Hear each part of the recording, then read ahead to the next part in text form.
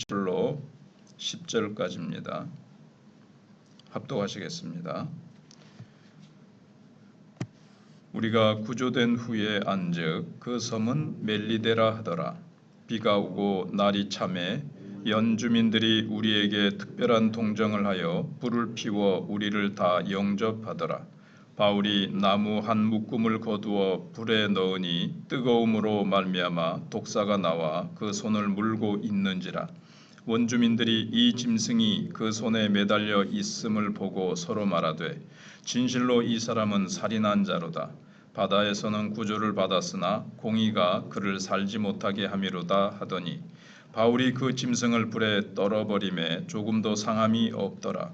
그들은 그가 붙든지 혹은 갑자기 쓰러져 죽을 줄로 기다렸다가 오래 기다려도 그에게 아무 이상이 없음을 보고 돌이켜 생각하여 말하되 그를 신이라 하더라.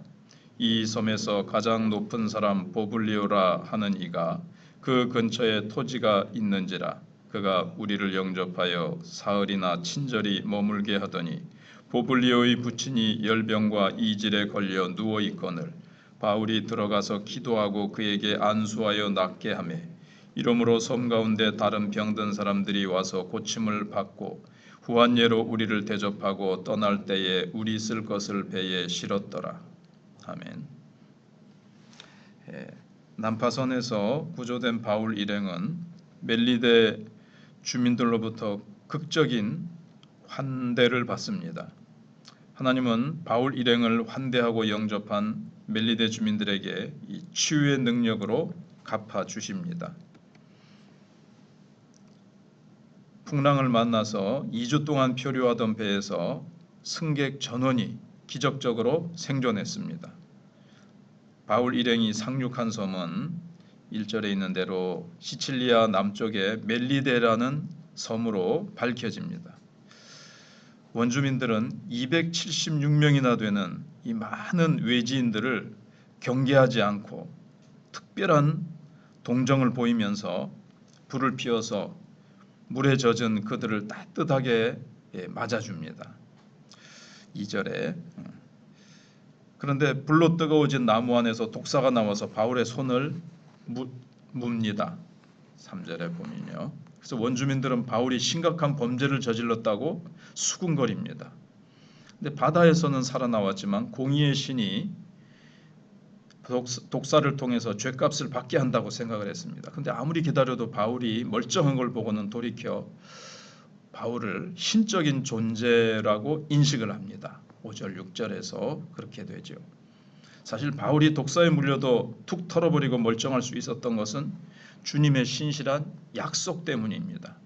마가복음 16장에도 되어 있고 주님의 약속을 굳게 믿었던 바울은 독사에게 물린 일이 전화위복이 되어서 더 큰 환대를 받게 되죠. 이 사람이 그냥 보통 인간이 아니고 신적인 존재라는 것 때문에 더 환대를 하고 그 섬에 잘 머물 수 있도록 배려를 받고 환대를 받게 되는 거죠.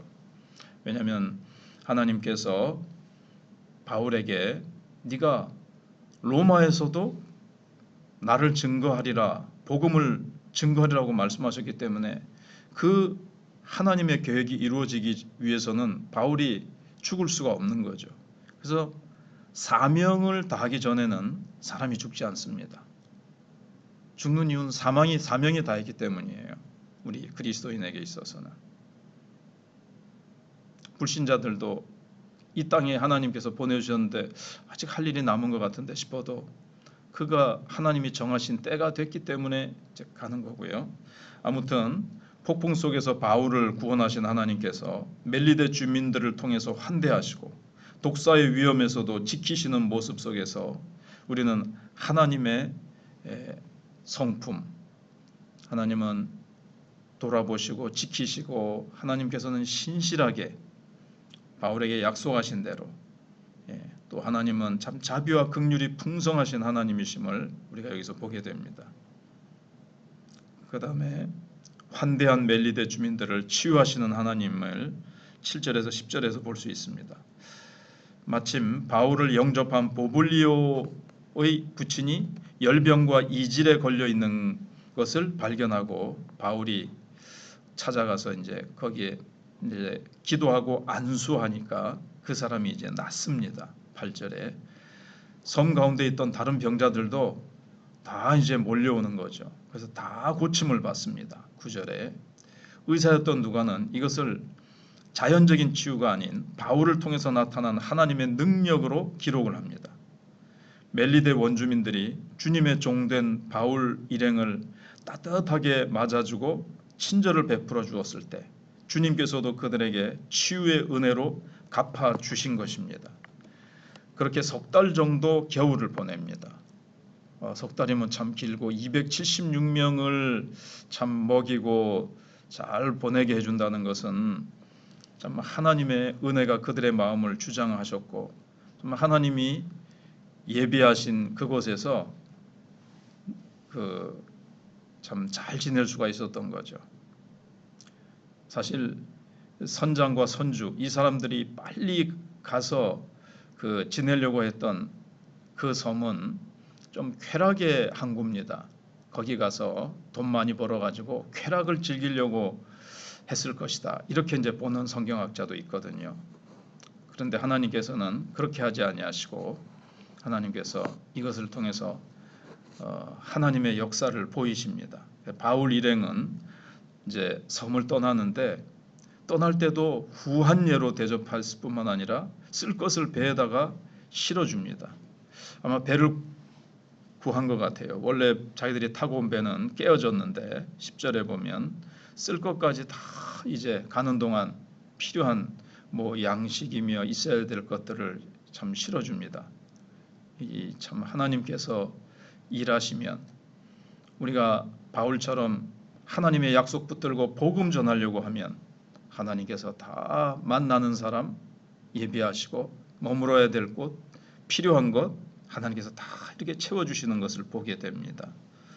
그래서 바다에서 모든 것을 다 잃고 겨우 목숨만 건진 바울 일행이 떠날 때는 바울 덕분에 복음 전하려고 하고 복음을 가슴에 안고 있고 복음 전하는 열정을 가슴에 품고 있는 이 바울 한 사람 덕분에 옆에 있는 그 군인들 그리고 죄수들 다 풍성하게 모든 쓸 것을 공급받은 겁니다.